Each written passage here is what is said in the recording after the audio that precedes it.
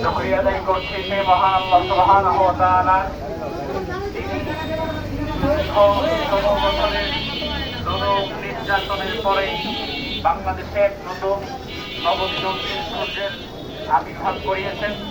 এবং এই আন্দোলনে আমরা বিশেষত কোনো দলকে মেনশন করব না, কারণ বাংলাদেশের তথাকথিত কোনো রাজনৈতিক দলের ভূমিকা এই আন্দোলনে প্রায় নেই বললেই চলে। অটাবার এই আন্দোলনকে যারা সফল করেছে তারা এই দেশের যুব সমাজ, এবং এর মাধ্যমে যুব সমাজ করেছে। যুব সমাজ যদি একতাবদ্ধ হয়ে দাঁড়িয়ে যায়, যুব সমাজ যদি এক কাতারে দাঁড়িয়ে যায়, যুব সমাজ যদি একতাবদ্ধ হয়ে দাঁড়িয়ে কখনো কোনো জালিমের প্রতিরোধ করে চলে, সেটা রাষ্ট্রভিত্তিক হোক কিংবা সমাজ ভিত্তিক হোক কিংবা অঞ্চল ভিত্তিক হোক, আমি মনে করি আজ পলাশবাড়ির যুব সমাজ যদি একতাবদ্ধ হয়ে দাঁড়িয়ে যায়, আমরা আমাদের এলাকায় কোনো জুলুম অত্যাচার হতে দিব না, কোন ইয়াবার ব্যবসা হতে দিব না, কোন মাদক পাচার চোরাচালানি হতে দিব না।